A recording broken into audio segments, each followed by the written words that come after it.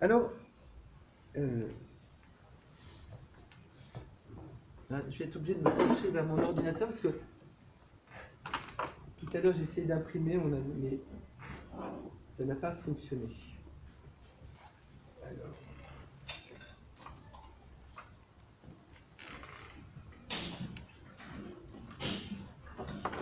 Alors, ça va disparaître, hein, ne vous inquiétez pas. Voilà.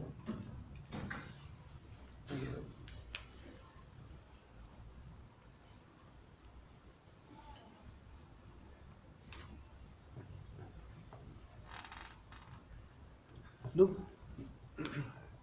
donc, opposition exégèse symbolique, exégèse, on va dire, scientifique ou exégèse critique. Cette exégèse donc, qui va se préoccuper de la lettre va être surtout très présente à partir du XVIIIe siècle jusqu'au XXe siècle. On centre l'attention sur la lettre et le sens littéral.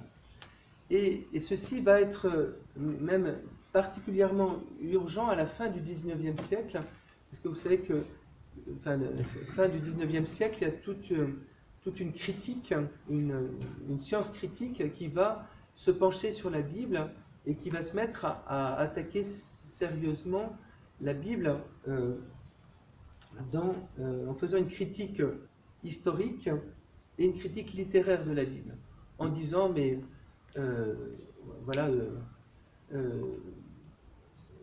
est-ce que Abraham a vraiment existé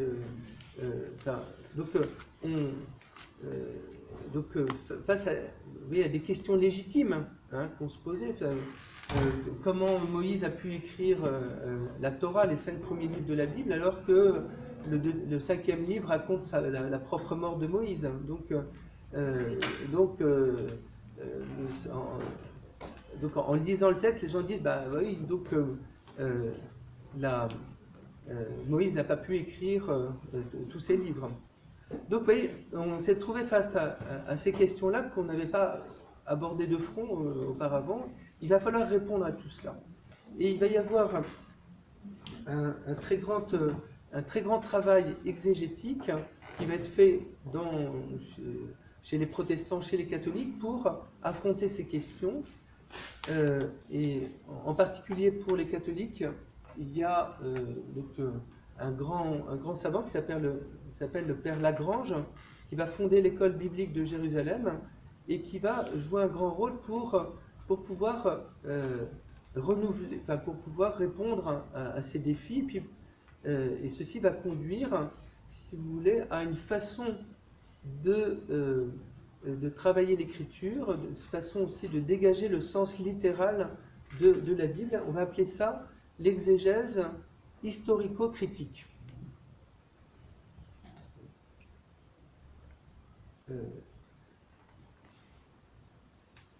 Cette exégèse historico-critique, donc qui travaille sur le sens littéral, on va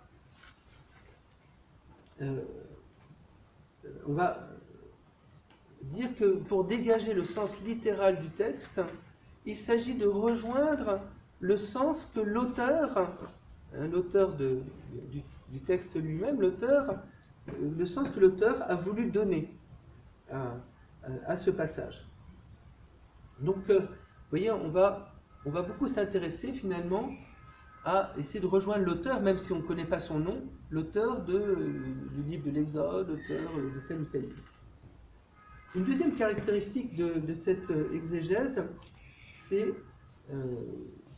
donc on essaie de rejoindre l'intention de l'auteur. On va essayer aussi pardon, c'est pas la deuxième, mais toujours c'est dans cette caractéristique. Donc, on va dire le sens littéral ne peut plus se fixer sans considération pour l'existence de genre littéraire.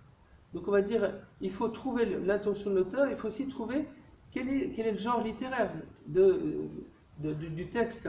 On ne peut pas interpréter un texte historique de la même façon qu'un texte poétique ou qu'un texte législatif. Donc il faut savoir quel est le genre littéraire. Et de façon à mieux dégager le sens littéral, le sens qui a voulu être donné au texte.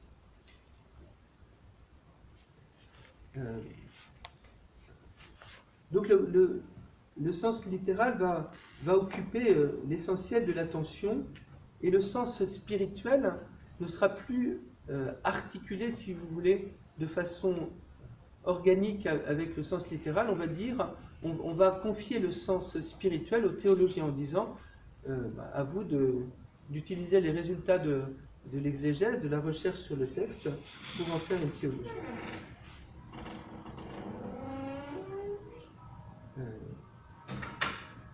Alors parallèlement, si vous voulez, à cette exégèse historico-critique, il faut voir que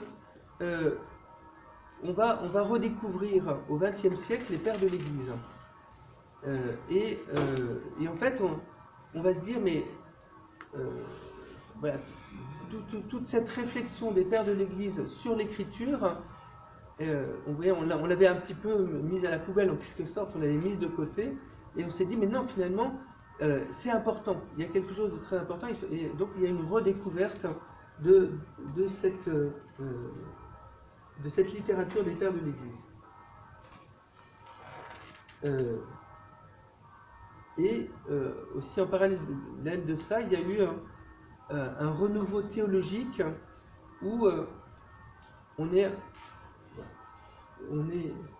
a été à nouveau attentif à se dire, mais on ne peut pas faire une théologie comme ça qui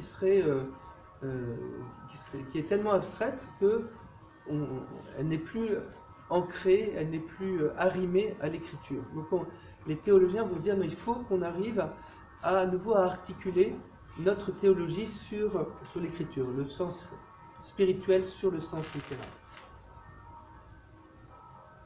Alors, en particulier, il y a un grand théologien qui s'appelle le père de Lubac, qui est d'ailleurs devenu cardinal. Il est décédé maintenant, il y a une trentaine d'années, peut-être. Et le père de Lubac va beaucoup travailler justement à faire redécouvrir les pères de l'Église et à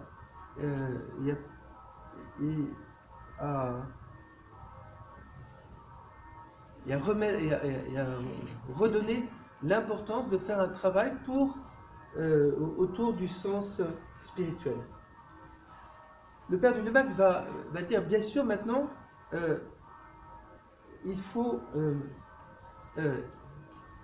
ne peut pas revenir au père de l'Église comme si rien ne s'était passé.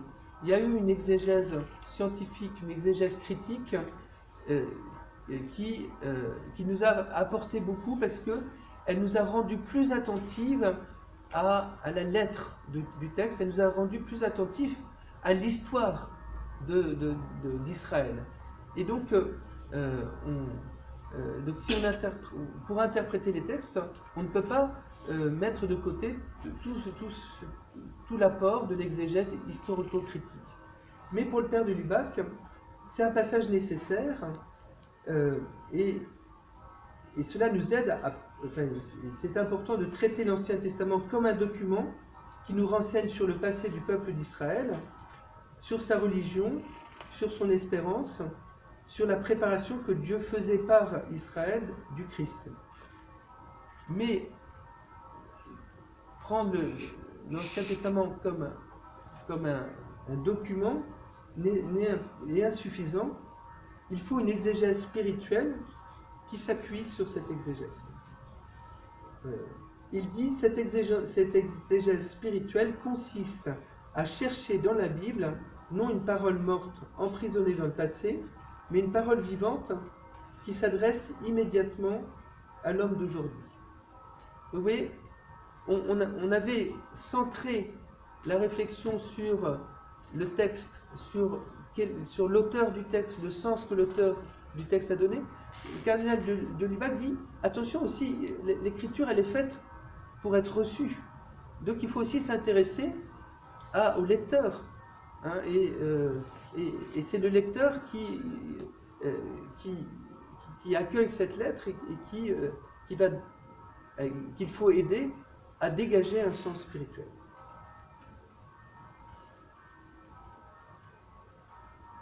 Donc le père de Lubac dira, il faudrait, c'est un souhait qu'il émet, il faudrait un symbolisme simplifié, donc une exégèse allégorie, mais peut-être plus simplifiée, plus modeste, mais qui recevra une nouvelle force grâce à un lien plus fort avec l'histoire. Alors, tout ce travail qu'a fait le cardinal de Lubac, je dirais, a été très important. Il n'a pas été très soutenu, hein. Il était très isolé. Les exégètes disaient, lui c'est un théologien, donc voilà, il ne peut pas vraiment nous aider dans la lecture de la Bible. En fait, ce travail de cardinal de Lubac a été couronné parce qu'il y a eu toute une recherche qui, en fait, a permis de redonner une nouvelle légitimité, si vous voulez, à la lecture allégorique. Alors, entre-temps, si vous voulez, je crois que c'est au XVIIIe siècle, on a changé le nom de l'exégèse allégorique, on l'a appelé exégèse typologique. Enfin, pour pas trop vous embrouiller, on va continuer à parler d'allégorie. En fait, un certain nombre de chercheurs, chez à la fois des juifs et des protestants et des catholiques, ont pu montrer que l'Ancien Testament était tout entier écrit, composé avec des figures que l'on relie avec un accomplissement.